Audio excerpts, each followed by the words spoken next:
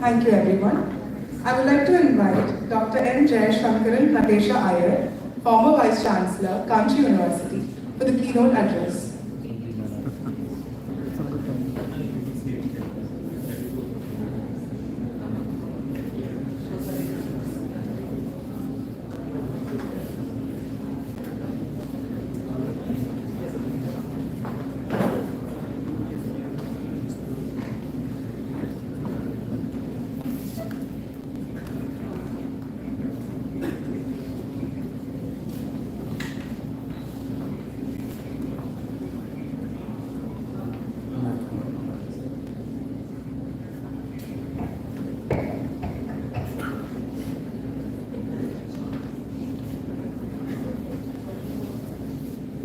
Most respected Group Director, Dr.N, coordinator of this program, Dr.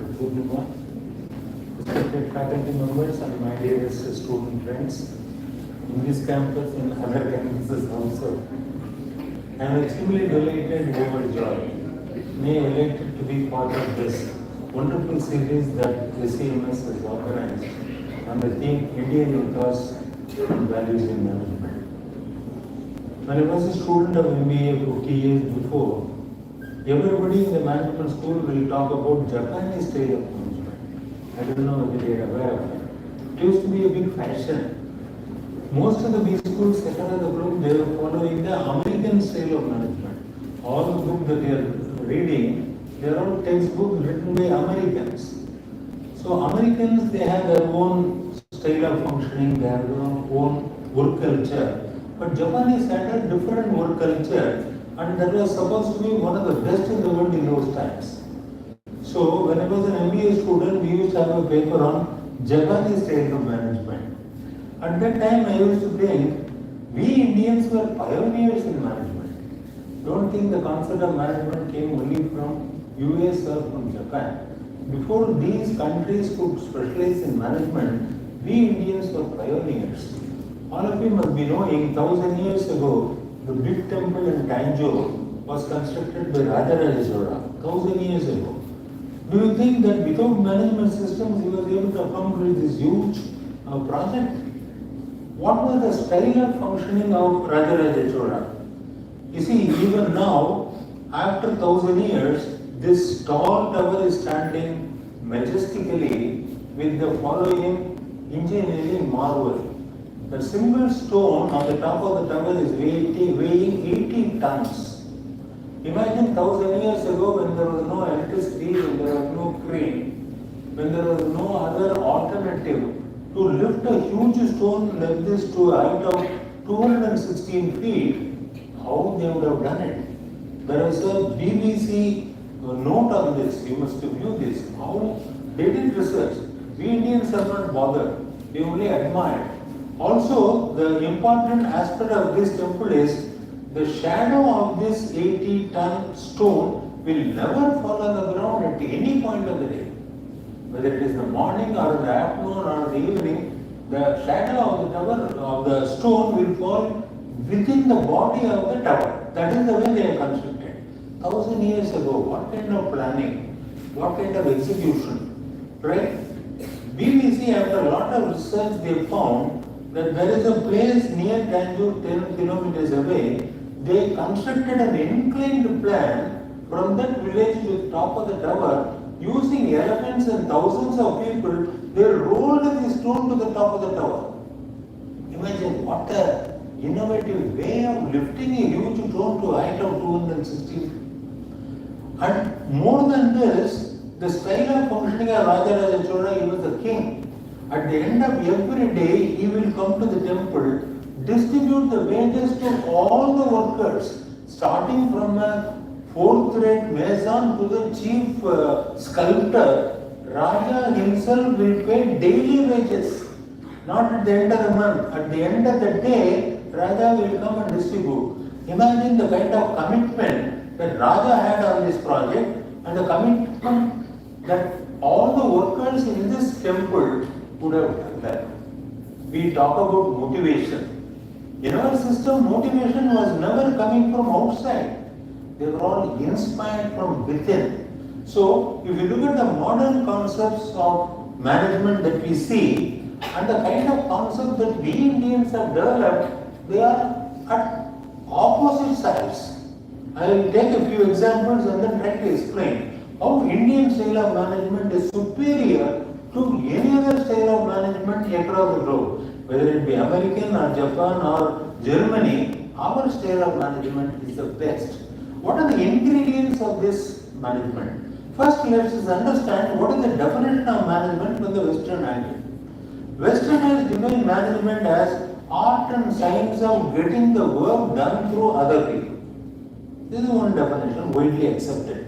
You are an excellent manager provided you are able to extract the work from all your subordinates. Then you are an effective manager. Don't you think for a moment that the manager is exploiting the talents of subordinates and trying to get the organization work done? Don't you think so? The definition itself is faulty from the Indian point of view.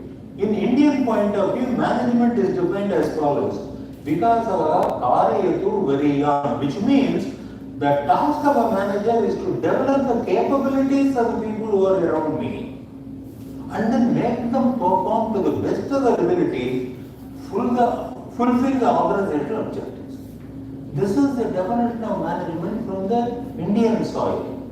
Because of karayatu variyan means my objective is not to extract the work from my people who are talented.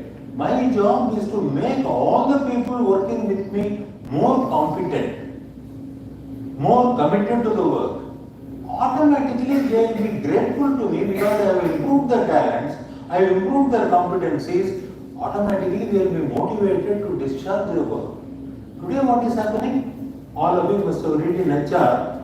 Now when you appoint a person in any organization, you have a job description. Then you advertise. Thousands of people apply. You do a short listing. You interview about 15, 20 of them. Finally select 2, 3. Fix the compensation.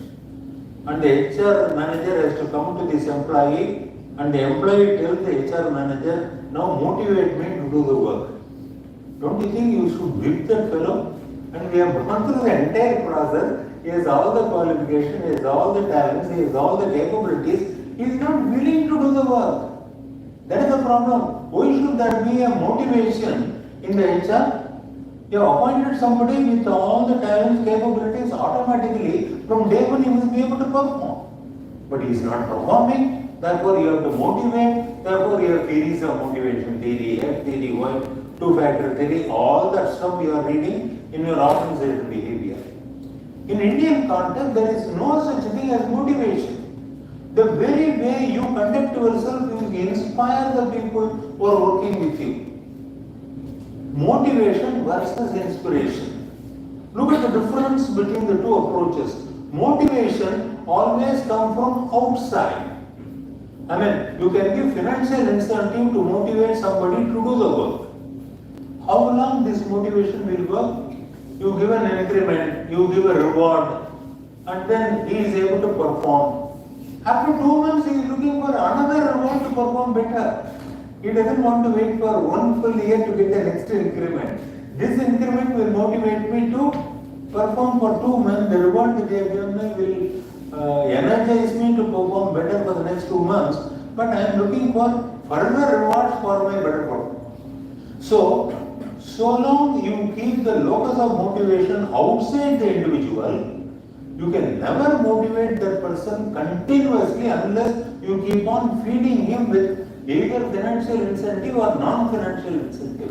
Do you think this model is the right model in an organization? No, this is not the right model. This is never the case in the Indian style of management. In the Indian style of management, the role model of a manager is so enlightening that people working with that person is inspired to do the work. Inspired to do the work.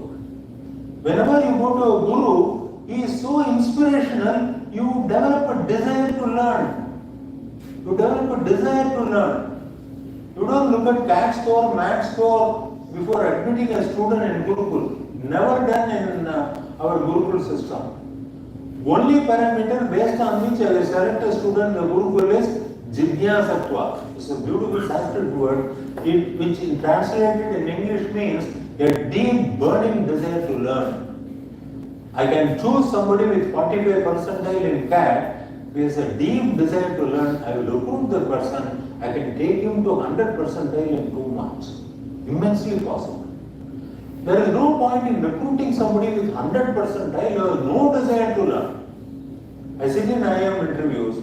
I interview all the 100 percentile, 99 percentile, IIT student, 3 years work experience, and I interview them for 20 minutes. First 5 minutes, I interview the candidate. Next 15 minutes, he interviews me. He is asking how many companies are coming for placement, what is the average salary, how many offers per candidate. The fellow is yet to get a seat in IIM. He wants to know all this. Not a single student during the last 10 years where I sit as a chairman has asked the question, what is the speciality in the curriculum in IIM? What is the speciality in IIM? In what way the teachers in IIMC are better than in IIM? In which discipline? In marketing, finance, system production, which teacher is excellent in all these ABC? Not a single student has asked this question. That means he is not interested in learning. He is not interested in any other aspect. He is interested in getting a job. He is not interested in anything. What do you do with this kind of a candidate? He may be 99 percentile, he'll care a damn thing for that. I would rather prefer a student, that is the Indian model. I will prefer a student who is desirous of learning. Today he may not be fit enough to join IIM, but he is highly moldable.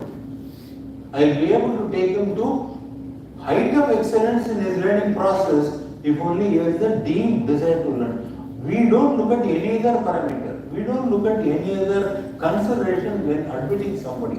Only parameter based on which Indian student is admitted in a school or a Pathasala is a deep burning desire to learn. So, if you look at the Indian approach, because my idea is not to make him as a gold medalist or first class, I want him to learn, because in those days there was no book. I have too much of knowledge acquired. I need to pass on this knowledge to the next generation. The only way is through oral tradition. Therefore, a guru always looks for a shishya who is very interested to learn. Because if I don't get that kind of a disciple, along with me, my knowledge also will die. And that's why most of the Indian knowledge have died, because the teachers at that point in time never got too many disciples with that capability, right? That's why most of the Indian knowledge have been lost. So when I became one of the members or core members of Curriculum Development Committee of UGC, I designed a course on Indian Ethos and Values in Management 25 years before. Not now, 25 years before. Because even as an MBA student, this thought was bothering my mind. Why talk about American style of management and Japan style of management? Talk about Indian style of management, because you are dealing with Indian people. Indian work culture is totally different from American work culture or Japanese work culture. We have our own work culture, right? Therefore, whenever you define or design a management system, it should be in tune with the culture of the place, with the work culture of the place. I am not handling Americans. So American style of management will not work in India. That's why most of the theories you study in your MBA program may not be useful when you are working in Indian company. Will not work. Therefore, you will have to develop an indigenous way of developing our own system. I will take a few topics in management and then say how these two are different. Even in the definition, the Western definition and understanding of management and Indian style of approach to management is totally different. Here I am not looking at my selfish motive of fulfilling the organizational objective by exploiting the talents of people whom I have recruited. No. Whomsoever I recruit, my first job is to mold him as a better individual. I improve the capability and talents of the people who are assigned to me.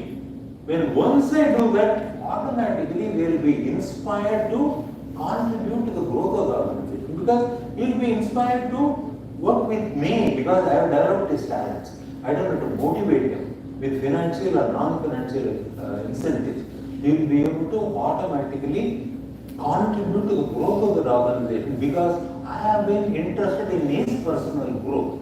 I invested my time in developing the individual's capability because I am interested in developing the individual's capability and his personal growth. He will be interested in my organizational growth and fulfilling the objectives. So the approach is totally different. Then I said, looking at motivation, all theory of motivation that you study, they are all coming from outside.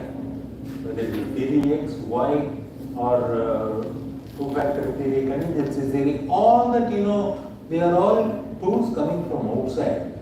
If you give the focus of motivating you at the hands of other people, they will have all the power to demotivate you. You want to get a promotion, only then you will be motivated to do work.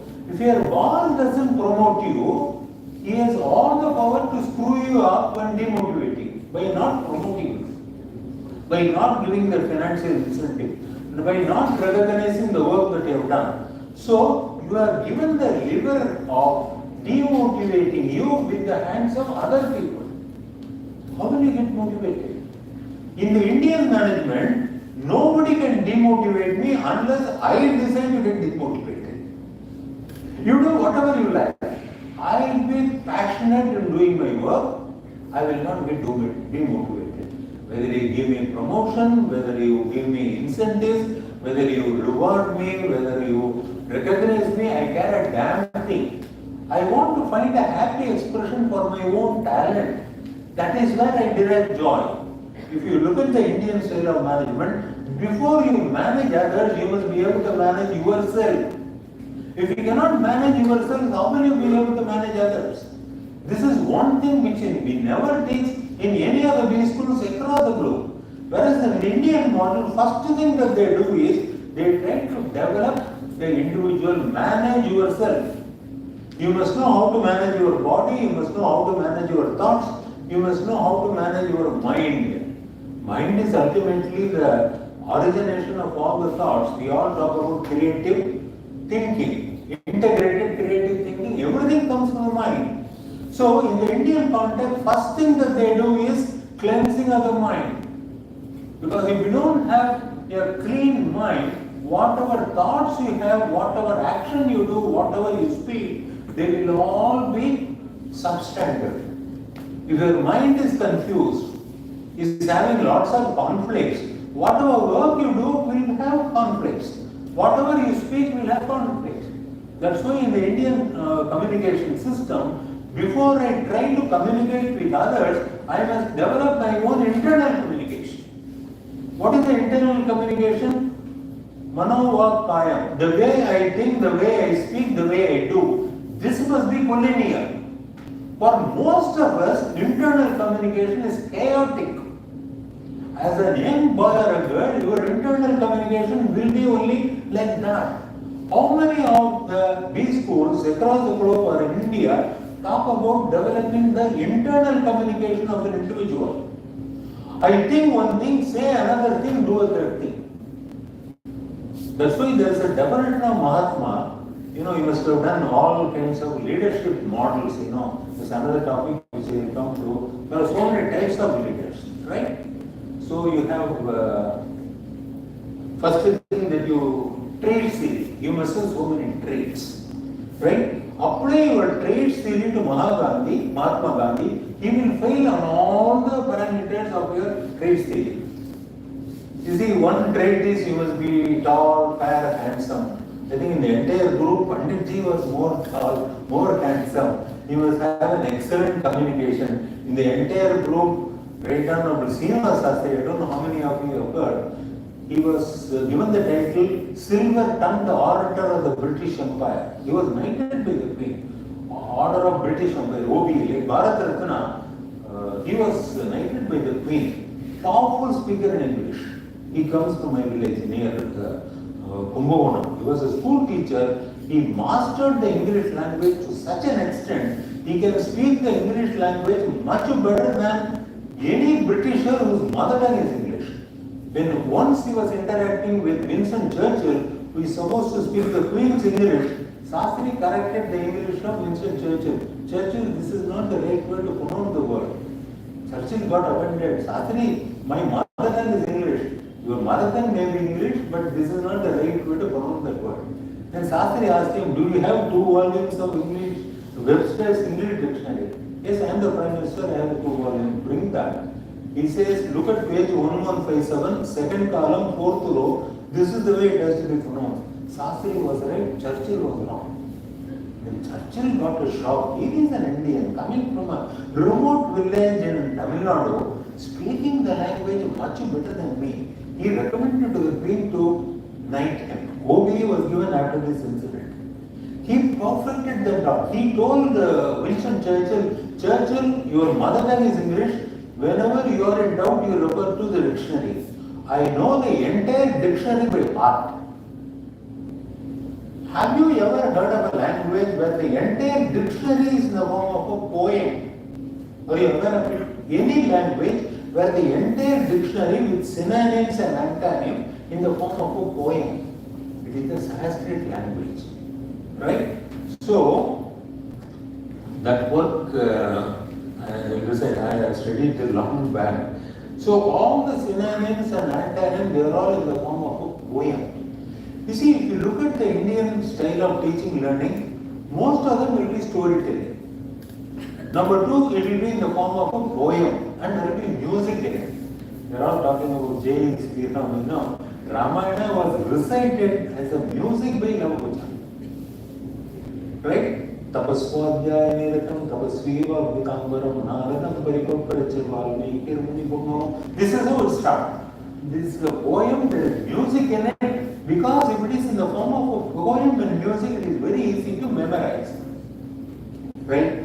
Therefore, the entire Sanskrit dictionary is in the form of a poem. There is music in it. Right? Therefore, we Indians are capable of that kind of memory. He knew the entire 2 volumes of dictionary by heart. And therefore, he was able to impress the Britisher, and in terms of communication in the entire group, Eternal Srinivasasari, nobody can beat him in communication. If you look at intense capability of a strong administrator, you are Iron Man. Sardar Vallabhbhai Patel is the best administrator in the entire group. Razor sharp intellect, this is one of the traits. I think Rajaji was the most gifted person in terms of razor sharp intellect. But Gandhiji was standing on the shoulders of all these people. These are the people who are surrounding him. Each one of them is a fantastic person in that particular trait. But Gandhiji was standing tall on the shoulders of all these people. What is that extra plus which Gandhiji had, which none other members had in the Indian team in Congress? There is a definition for Mahatma in the Upanishads. Manasyekam, vachasyekam, karmanyekam, Mahatmana. Thought, word and deed must be collinear. Whatever you think you speak, whatever you speak you do. Manasanyate, vachasanyate, karyakanyate, duratmana. That is the next thing. Who is a bad fellow? You think one thing, say another thing, do a third thing. So, when once you do this, thought, word and deed is not collinear, it creates a conflict within the individual. I have seen a number of examples of students for whom thought, word and deed is never collinear. Your professor says, this assignment has to be submitted by Monday, 5 o'clock. You all say yes. Internally, you know you are not going to submit on Monday evening. You will have some other program for the weekend, you know, you will go to Munnar, enjoy some good time with the friends there. You know you will not be able to do the project. This you know. But what you say is you will do the assignment on Monday evening 5 o'clock. So thought and word, they are not fully already it is gone. So it creates a conflict within the individual. When it creates a conflict within the individual, when you speak, the conflict will come in your speech. When you have a confused, muddled thinking within yourself, when you speak also in the soft skill, what do we teach? We develop a capability for an individual to speak a language fluently. That way all of us are good communicators. We speak our mother tongue fluently, right? So is that effective communication? When there is a muddled thinking, confused thinking, conflicting thinking within me, whatever I speak fluently will be filled with conflicts, confusion, muddled thinking. It will come. Simple example. Hussain is a famous painter. He takes a brush, dips it into the green paint. When he starts painting, what color will come on the canvas? Blue color, pink, yellow. When you dip it in the green color, the paint on the canvas will be green only. So, our Indians were very clear. Before I develop your capabilities in management principle, I need to cleanse your mind first, because that is the fundamental thing which drives everything. Your thoughts, your words, your action, everything. That is today, in the World Bank report, they are talking about expert communication. You should develop the student to develop expert communication. Expert communication does not mean communicating effectively in a language. All of us do that. That's what you do in soft skills. My request to the soft skill teachers, go one step beyond and then develop the internal communication for the individual. He will become an effective communicator later. Your creative thinking and analytical thinking, integrated thinking, everything will fall in place, provided you cleanse your mind. It's very simple. We as human beings, we have five senses. We understand the entire world through the five senses. But how many of you know in what order these five senses were developed? Have you ever asked this question? When the baby is born, do you think all the five senses are operational for the baby? What is the first sense which is developed for the baby when the baby is born? We have never even asked that question. This is discussed in depth in Upanishads. In Upanishads, there is a fine setting. See, there is a convocation address even in those days. It is known as Shishyana Vachana. Taittiriya Maharshi is invited as a chief guest for the convocation address 5,000 years ago on the Indian soil. Taittiriya Maharshi comes and studies are all over and students are going to leave the Gurukul and then enter life. He is giving a convocation address, right? Madhudev Bhava, Pikradev Bhava, Acharya Dev Bhava, Atiti Dev Bhava. All of us know this. This is part of convocation address in the Taittiriya Upanishads. Part of convocation. Swadhyaya, Pramachitavyam. He is giving an advice to the teachers also. First he looks at the students and then say, if you want to be effective as a human being, forget about as a manager, as a good human being, when you leave the Gurukul and go to the world, be a great listener. That's the first thing that he tells them. And then he looks at all the teachers and tells them, if you want all the students to be great listeners, you better be great speakers. You speak lousily, expect the student to become great listeners. How will it happen? He gives the entire treatise of how to speak effectively. The entire gamut of communication is discussed threadbare by Taittiriya Maharshi as an advice to the teachers. How many of us do that? We all tell the students to be great listeners. How many of us tell the faculty to be a fabulous speaker? I know all of you must have seen Manmohan Singh as a Prime Minister. Before him there was one Chandrasekhar, another Prime Minister. When they start speaking, you will feel like sleeping. No modulation, same monotonous tone. Look at the way Narendra Modi speaks. Whether it is content or not, the modulation, the body gestures, effective voice production. Amazing. See, all this is discussed in the Taittiriya Upanishads. Varna, Swara, Matara, Balam, Samasantana, 6 areas of specialization in voice production. Each one of them, I will spend 2 hours to explain what is Varna, what is Swaram, what is Matara, what is Balam, what is Santana. 6 areas, going much deeper than your English phonetics. Enunciation, pronunciation, diction, you have all that in the English language. They are going much deeper than this in the Upanishads, even in communication. We talk about communication management, they go to this extent. Not just an ability to talk a language, but how do you create that voice production? How do you develop the modulation? How do you make that effective? All those aspects he speaks. Now there he starts by saying, of these 5 senses, first sense with which all of us are born is Sabda. The moment the baby is born, the baby will be able to listen to the voice. That's why the little part of the tortilla. You sing a song. The child will be able to respond. The child will not be able to see up to 6 months. The retina is not developed for the child. That will be a blurred vision. Even if Aishwarya Rai comes and smiles at the baby will not be excited. To throw a 500 rupee bundle to the child will not be excited. Now you will be excited. You will show the bundle of money, right? Child will not know because that sense is not developed. First sense that is developed for the child is Sabda. Second sense that is developed for the child is Sparsha, feeling. The child will know whether mother is holding the baby or father is holding the baby. If mother is holding the baby, it will be very soft, comfortable.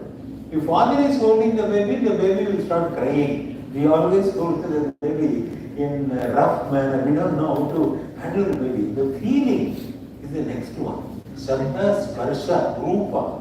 Only after 5-6 months, the baby will be able to see. Then Rasa. That's why we do Annaprasanam not on the 10th day. We do it after 10th month or 1 year. Only then the taste buds will be developed. That's why you do Annaprasana at the end of the year, not when the baby is young. Because the taste buds are developed only later. Gandha is the last one. The baby will not be able to smell when they are young. When something is smelling rotten, something is fragrant, the baby will not be able to. This is the order in which these five senses are developed. Then he talks about these five senses are developed by a power from within, that is the mind. It is just like these electrical gadgets. There is a light, there is a fan, there is an AC, there is an amplifier, right? These are all instruments. They are all powered by what? They are powered by 240 volts electricity. When there is a drop in voltage, AC will shut down, tube lights will flicker, mic will not work. So, first thing that we need to see if we want all these five senses to be effective, the power that is making all these gadgets work must be a proper voltage, 240 voltage. If there is a low voltage, all these instruments will be faulty. That is where in Indian context they first talk about cleansing of the mind, because mind is the power which drives all this. That's why there is a world of difference between hearing and listening. Now all of us are now hearing me, some of you are listening to me.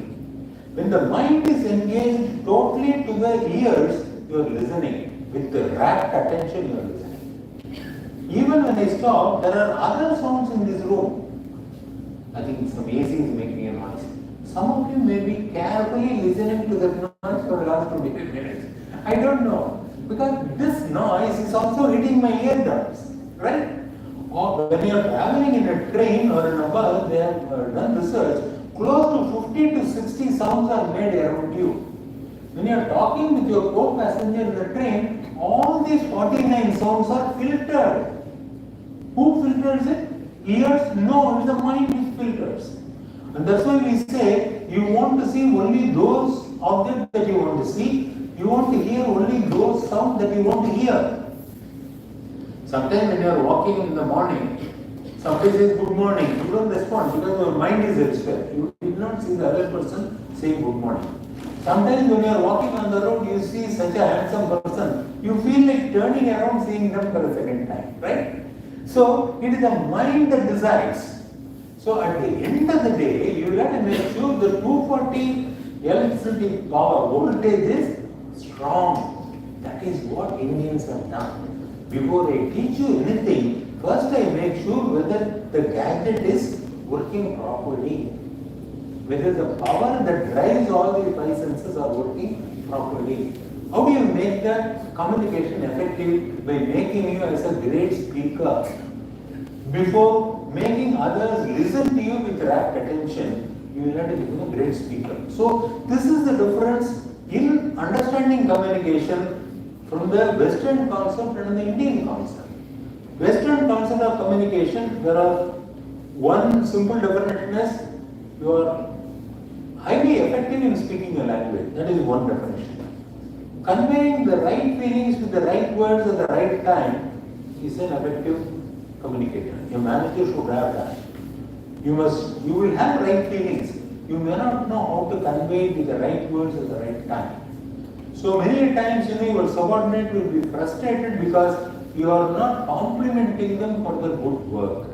They may be demotivated, they may be frustrated because of that. To become an effective communicator in the Western system of management, you develop these qualities. Whereas on the Indian context, instead of making the other person to be a great listener, I become a fantastic speaker so that everybody will listen to me.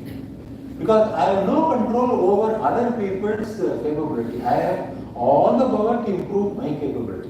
Therefore, the fundamental difference from the Western side and Indian side of management is in the approach and the definition. Before you manage others, manage yourself. In India, in early 80s, there was one professor, S.K. I don't know whether you have heard him.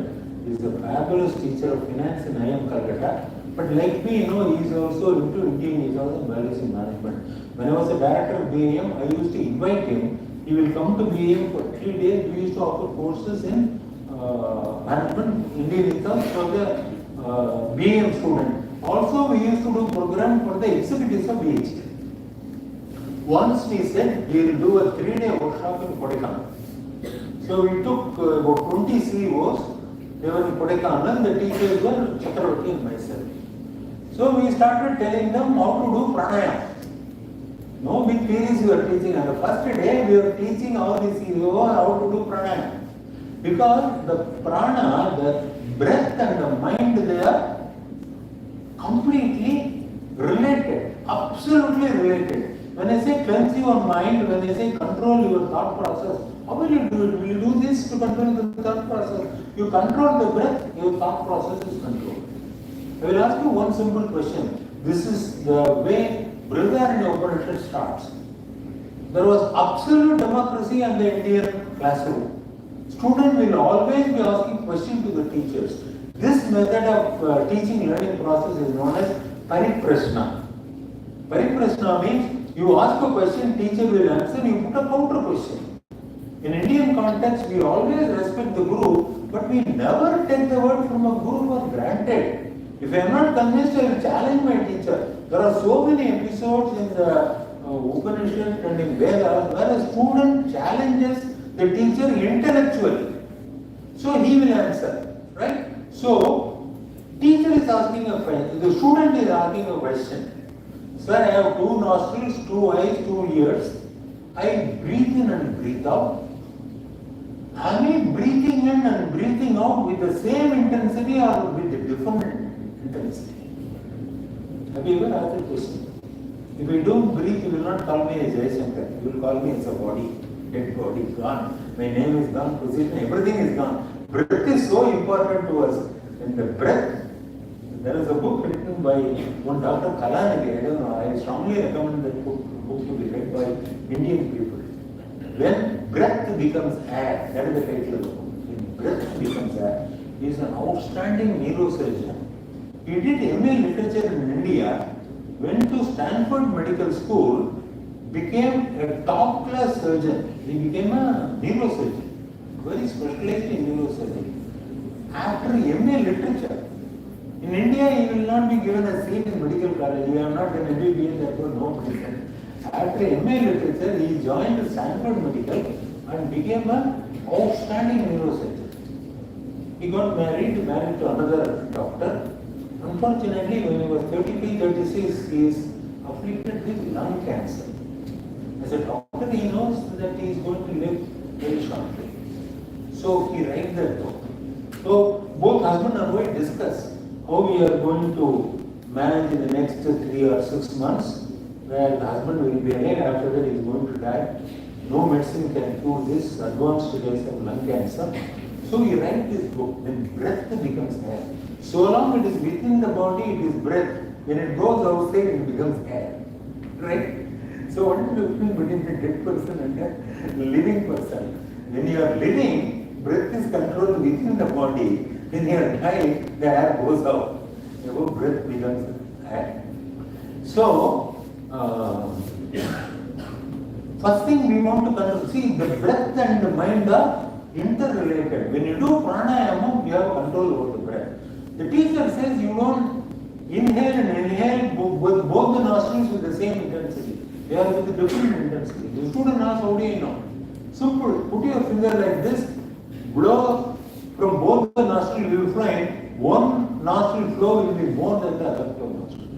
In yoga, we call it as Ida and Pingala. This cycle changes every 2.5 hours. When you move, sometimes you will be inhaling through the left nostril, exhaling through the right nostril. This cycle gets reversed. When you are on the Ida cycle, your mind will be calm, you will be composed, you will be able to take the right decision. When Pingala is in operation, your mind will be agitated. As young people, you would have observed, there is a mood swing throughout the day. For no reason, you are feeling so good. On some day, you feel so depressed. For no reason. It is connected with the breath. You sit quietly, move on to the Ida cycle, your mind will become calm, composed.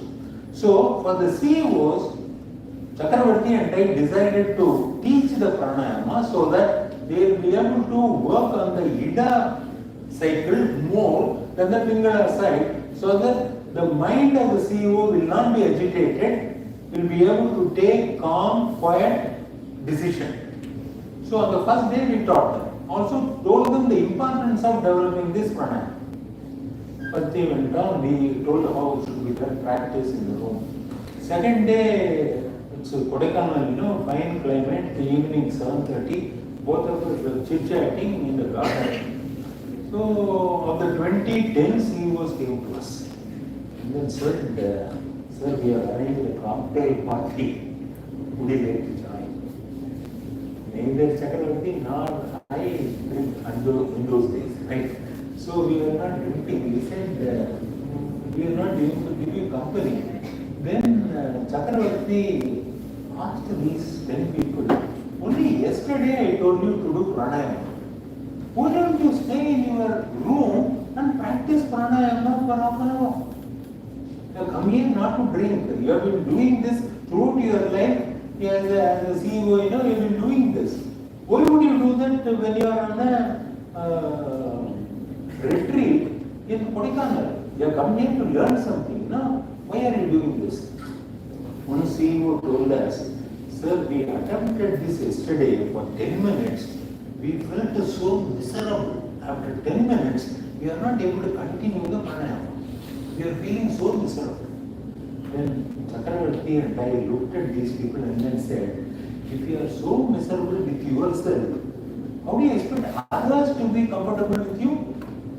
We pity your wife, we pity your children, we pity all the subordinates and peers who are working with you. You are not able to tolerate yourself for 10 minutes. Right? How many of us can enjoy your own company for half an hour? Don't start with half an hour, 10 minutes. Can you stay quietly for 10 minutes and reflect on your own goals? What do you want to do in life? Right? How many of us do that? This is the first thing you need to understand as a manager. When once you do this, your critical thinking will improve. So, this is the way our Indian system of management teaching has happened. They were going to the fundamentals, not superficial things. By saying become an integrated critical thinker, will you be able to become a critical thinker? There is so much of dust muck on my mind, I need to remove it. And that's why Osho, I used to do this in BIM. There is passive meditation, there is dynamic meditation. Have you heard this term, dynamic meditation, which was developed by Osho? Have you heard of Osho? In Pune, he is supposed to be a great saintly person in those days. He has developed, he has written a book on meditation. There is one full chapter on dynamic meditation. Now, when you sit quietly, start meditating, all the dirty thoughts in your mind will come out. First you will start yawning. You sit quietly for 5 minutes, you will start yawning. Right? Don't do anything, sit quiet, you start running. Because all the lethargy in your body is coming out when you are sitting idly, right? So, passive meditation is extremely difficult for young people to manage. There is a dynamic meditation. It will go for 15 minutes. Some other day I will explain the details of dynamic meditation. There are 5 stages. Each stage will take 10 minutes. 10 minutes at the end of 15 minutes. Generally I do it in the morning. Morning 7 to 8. 15 minutes, all the Bhimites will have to do dynamic meditation. So they will become better learners. So I am sharpening the instrument. See, there is a story, two woodcutters. They used to go to the forest and cut the wood. One woodcutter was cutting 20 trees. The other woodcutter was able to cut only 5 trees. Right? This was happening for a week. So the successful woodcutter was asked by the other woodcutter, how do you manage to cut 20 trees a day? We come at 8 o'clock in the morning, finish by 6 o'clock, we have cut 20 trees. Whereas I am able to cut only 5 trees. What is the secret of your success? The woodcutter said, when you are cutting the wood, the axe edge will become blunt. So when I go home after 6 o'clock, I sharpen the edge of the axe. When I come next day, the sharp edge of the axe helps me to cut so many trees. You don't do that. You are not sharpening the axe. Therefore, you are cutting with the blunt edge of an axe. Therefore, you are not successful. So our Indian approach is sharpen your intellect. Cultivation of the mind and illumination of the intellect is a fundamental thing that we teach in management. How do you cultivate the mind, illuminate the intellect? When once you sharpen this instrument, you will become successful manager. You will be able to learn the concepts better because I am managing the instrument, right? So, we told the CEOs, you are not comfortable with yourself for 10 minutes. How do you expect other people to be comfortable with you?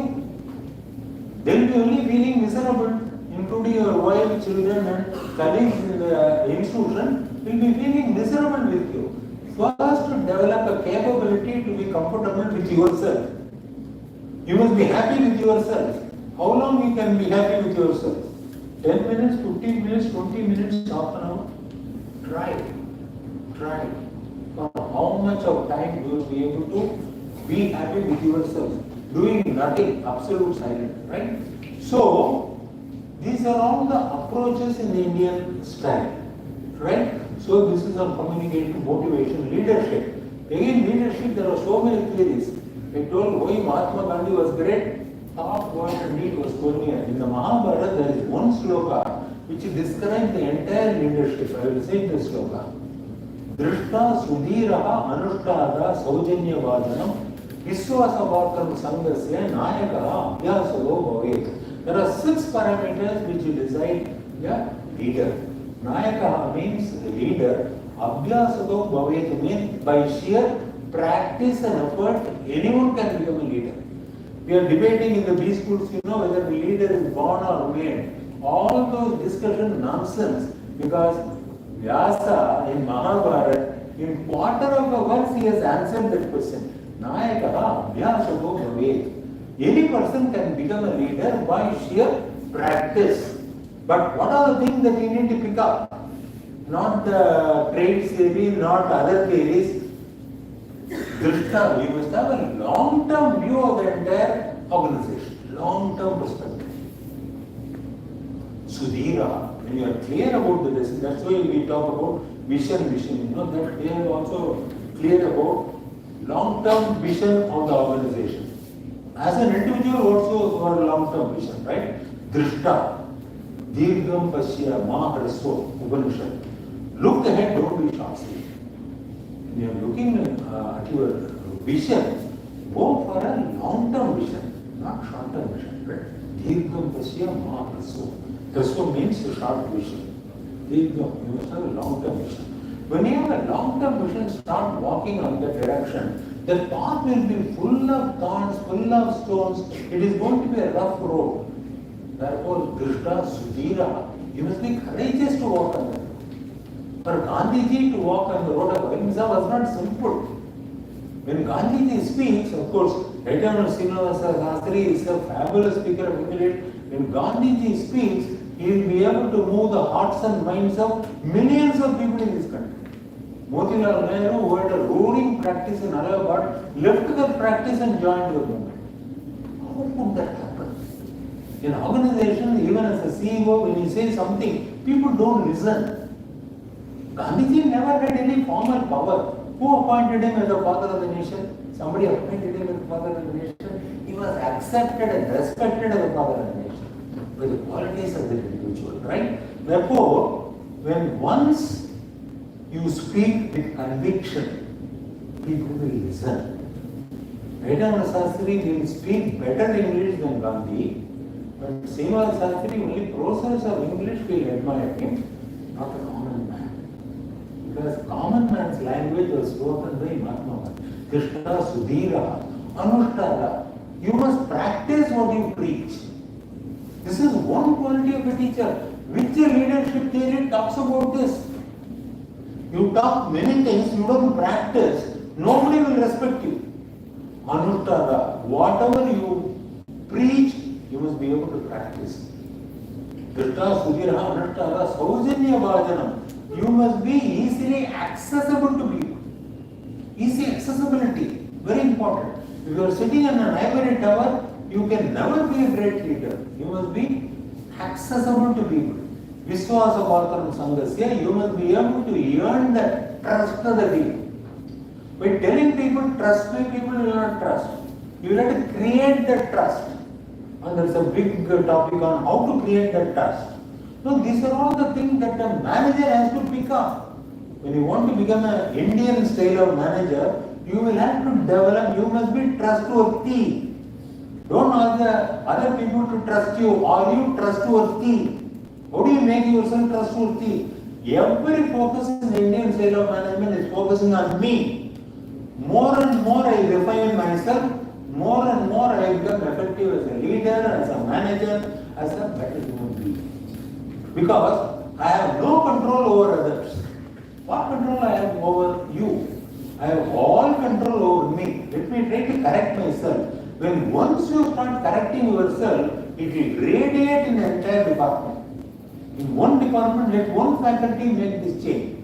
You will see the impact in the entire department. If one department changes, it will have an impact on the entire college. If one college changes, it will have an impact on the entire Kochi. And that is the law of nature. If there is one beautiful flower which blossoms and radiates the fragrance will simply spread. You don't have to do any courier service to carry the fragrance elsewhere. Nature will spread it. So don't ask the question, when you change, I will change. You say the same thing to me, both of them are not going to change. Let me start the change with myself. I will be a better person. I will be a better individual. I will develop myself. I will use this to develop the capabilities of my people around me. And once you do that, you will become. That's why in the Indian context, we are not fascinated by rewards, recognition, and incentives. No. That's why we have a beautiful concept of Nishkamya Karma. I don't expect anything. The joy that I get by bringing out the best in me itself is a reward. God has given me so much of talents. For all of us, God has been very generous, has given a lot of talents. In what way I will be able to show my gratitude to this God? By bringing out the best in me and then try to benefit the people who are working with me. That is the gratitude I will be able to show to God. I am able to speak today. How much time it will take God to press a button in my brain and make me speechless? I cannot say. But so long I am able to speak, what did I do? Did I use this power given by God for inspiring others, transmitting my knowledge? He has given me hands and legs. Am I using this for the better use of my colleagues? Before I end, I will take you, because all of us, even though I speak so much about Indian Ethos, I must also tell you, I introduce this as one of the core subjects in all 900 universities in 2000. It is there. Even if you look at the model curriculum for MBA, I am one of the 4-member curriculum development committee. This course is there, contents are there. It was a big disaster. Big disaster. Because this subject can be taught only by those who practice these principles. I was born and brought up in a Gurukul. Whatever I speak from my personal experience. If it is marketing, finance, system, production, MSM, HR, you can read the book and then speak. You can wax eloquence. This is one subject where the speaker must be able to share his personal experience. When S.K. Chakravarti started this course 30, 40 years ago, when he is going to teach all the 180 students in IIM will register.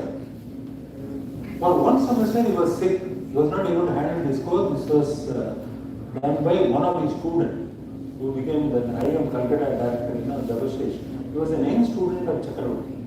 He was supposed to teach the course. Out of 180, 10 students registered for the course. It's a faculty-driven course. This course cannot be taught by everyone. So I made an attempt to develop 900 teachers in this country who will be able to teach this. I had a long discussion with Jayasankaran Saraswati. Down south we have an ashram in Anakatti, Coimbatore. He has another ashram in Rishikesh. We said we developed teachers to TV. Anyway, after that, I came out of the committee, it couldn't happen. So, even now, this is a fantastic course, but has to be taught by somebody. He has written a huge book, Omnibus of Indian Ethos, published by Oxford University Press, London. Whatever Chakravarti has done, he has done fundamental research on this, and he has written an excellent treatise on this Omnibus of Indian Ethos, published by Oxford University Press, wide in the library, see it, right? Before I conclude, I want to give you two stories. All of us love only imported stuff, therefore I am going to refer Peter Drucker. Peter Drucker is considered as the father of management, great thinker. When he was 18 years old, he writes a small article running to 4 pages, My Life as a Knowledge Worker. Do a Google search, download, read that article. It's a 4-page article. In that article he says, when I was in the age group 18 to 24, I underwent 7 experiences which actually made me the father of management in the entire world. These are the basic 7 steps which I walked through when I was in the age group 18 to 24. For about 65 years, I was keeping it as a confidential secret within myself. Now I am 89. From 24 to 89, 65 years. Now, anytime I may die, I thought before I die, I must share this experience to the younger generation in the entire world so that they get the inspiration, they get the motivation, right? There are 7 experiences. I will talk about 2 which are relevant to what I am talking. Both these experiences are purely Indian concepts. Whatever Gita has been saying it, that is what he also says. Which inspired him when he was 18 to 24. Right? All those 7 experiences are Indian principle, Indian thoughts, Indian Upanishads and Indian Ethos, right? But when a foreigner like Peter Drucker says, we are all excited. And Jayasankaran says the same thing, nobody understands. Right? But the source is the same. So, when he was an 18-year-old boy in US, he was working for a foreign firm. I'll take 5 minutes. He was working for a foreign firm. Then his office hours are 8 to 2. Evenings he is free. He loves music, he goes for an opera. So, one opera was done by Italian opera composer by name, it was an opera conducted in US. He attended the opera, it was a fabulous opera. So, at the end of the opera, he goes to the conductor of the opera. It was fantastic. Who has composed this? So that composer, he says, this was composed by a well-known Italian composer, Verdi, V-A-R-D-I. He is a very well-known opera composer in those days. Out of curiosity, this young boy Peter Drucker asked this conductor, how old is he? He says he is 83 years old. This boy becomes curious. Like, an 18-year-old boy, he sees 83-year-old person composing a difficult opera at this age. Is it to get an increment? Is it to get a word of prize? Is it to get a promotion? Out of curiosity, he wants to meet this person. He goes, fixes an appointment with Viridi, asks him, sir, I was listening to your opera day before yesterday. It was fabulous. As a young man, what bothers my mind is, what is motivating you to do this at this age, 83? You are already on the top of the world. You are a world-renowned opera composer. Why would you take pains to compose a difficult opera at this age, 83? Not to get a promotion, not to get an increment, not to get word of prize. Already he is on the top of the world. This old man smiles that Peter tells him, my dear young friend, the whole world has sat in judgment over my performance. They have given 5 on 5 for my performance. But when I do a self-evaluation, I give only 3.5 on my performance. I know my capabilities. I have still not reached those dizzy heights of perfection and excellence which I know I am capable of reaching. So long as I am alive, I must give an opportunity to myself to improve my performance. I am not bothered to please X, Y, Z. I am not bothered about the accreditation A plus A plus 4. No. I am interested in developing my own quality processes so that I perform at the peak of my efficiency. Peter says as a young boy, this I will keep it as a focus in my life. I must keep on improving my performance. Therefore, we also always say in OB, no two human beings are exactly the same. No two institutions can be the same. But what is it that you should do? How will you compare? You don't compare your performance with another person's performance. You compare your performance with yesterday with your performance today. Ask the honest question, am I improving? You compare your performance today with your performance tomorrow. Am I going to improve my performance? Right? Therefore, you constantly monitor your own performance at a self-evaluation level. Automatically, improvement will happen. You are doing this not to satisfy X, Y, Z. I am not interested in that. To satisfy my own self, am I evolving as a better human being? This is the first message Peter Drucker gets. Second experience is very similar to this. There is a Greek sculptor by name Phidias. He makes beautiful statues.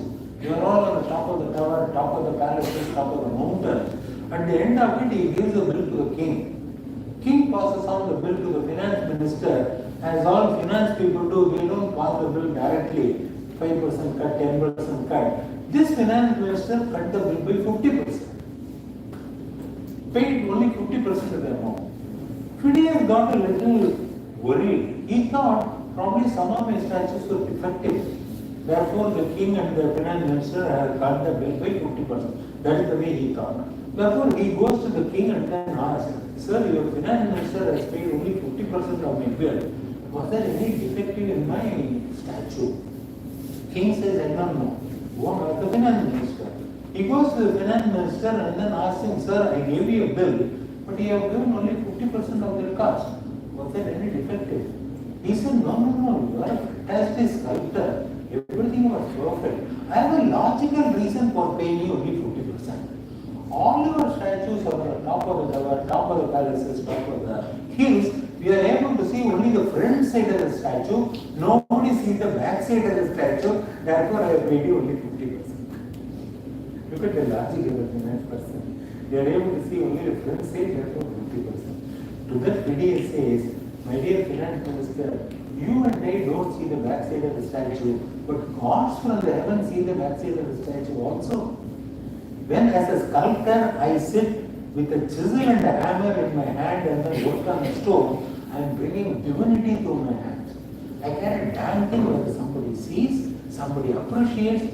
No, I am doing it. I am bringing divinity to my hand. That should be absolute perfection. Now, till then, all of us go to the temples. I go to Kanchi temple, Madurai Meenakshi, Kasi Visakhashi. The Garbha ground is 8 feet by 8 feet.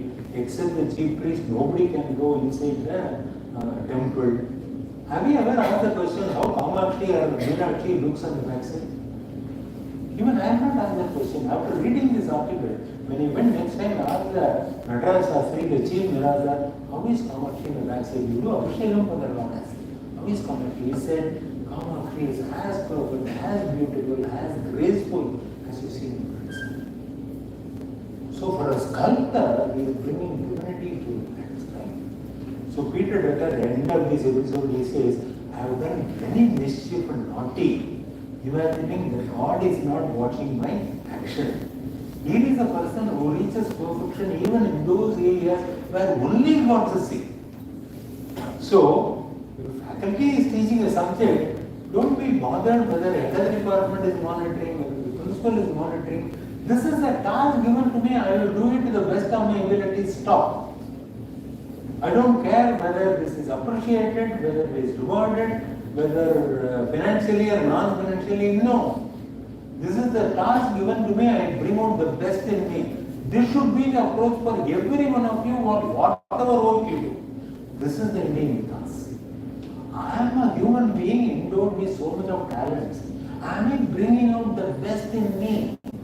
Whenever you work for an organization, all the skills you pick up, when you leave that organization, those skills come with you. When you resign or retire from that organization, you don't leave those skills with the organization. Somebody pays you for picking up those skills. So, give 200% attention to the job, bring out the best in you, and then develop yourselves as a good human being with a lot of skills, right? That is the Indian approach. When once you do that, I think you will be able to bring out a revolution in the Indian way of management. You will be able to reform the entire country. You will be able to become #1 country in the world if you can change the Indian management system to follow the Indian culture and the Indian ethos. Thanks for the opportunity. Wish you all the best.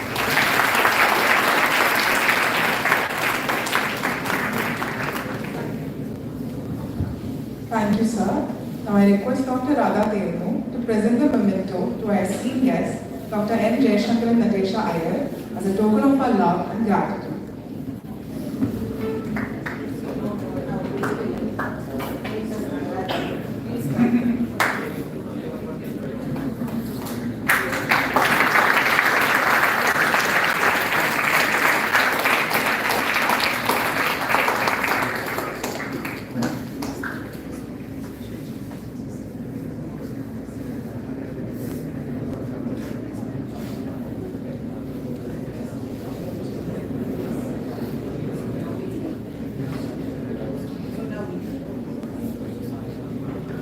Thank you, ma'am.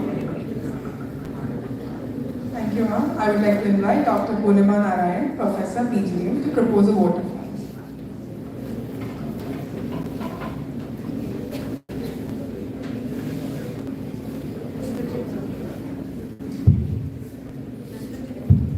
Respected President of the Function, Group Director and Registrar Dr. N, Guest of Honor, Most Respected Dr. Jayasankaran and Natesa Ayyar, sir, participants in the talk series of the program, my dear faculty, colleagues and students. Department of General Management, SCMS Cochin School of Business intends to conduct a monthly talk series, Bodhi, on Indian Ethos in Management. We were just now a part of the inaugural ceremony of Bodhi. The talk series aims to bring in eminent resource persons who have made their mark in the study of Indian knowledge systems in management perspective. I hope that the thoughts that were initiated during this session get meaningful furtherance in the ensuing talks. The aim is that our students, the future managers, embrace these thoughts, internalize them, and meaningfully convert them into practice. Let me enter into my duty of extending thanks to all present here. First, I would like to extend my sincere gratitude to our most respected chairman, Dr. JPC Nair sir. Even though he is not present here, it is his vision, persistence and hard work that has been instrumental in letting us all assemble here for this noble function. Most heartfelt thanks to you, GPC sir.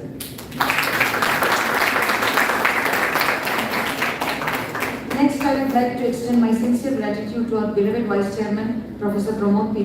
whose vision and support made this event possible. I, on behalf of the entire team present here, extend my heartfelt thanks to you, sir. Dr. Radha has been the source of encouragement from the beginning onwards. The spark was ignited by you, madam. Her unending passion for creating a cutting edge among our students holds the mark of the institution's legacy. Thank you, ma'am. We were very, very fortunate to have Dr. Jayasankaran Natesa Ayyar, former Vice Chancellor of Kanchi University, for inaugurating our function. A doyen in the areas of Indian knowledge system and Indian ethos in management, and a committed teacher and an able administrator, we could not think of another person to inaugurate this function. It was our good fortune to have had an opportunity to listen to you, sir. The insights you gave us on the motivation-inspiration dichotomy, the geocultural context of management, and the importance of internal communication and self-development were eye-openers. Thank you so much, sir.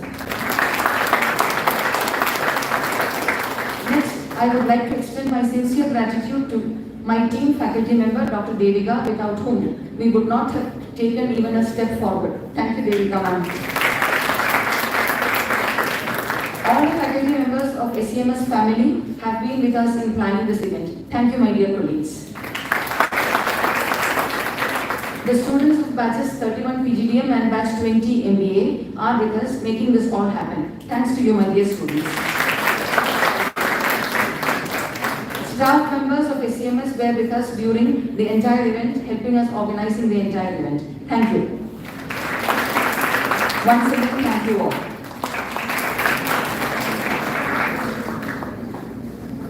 Everyone, I request everyone to rise for the national anthem.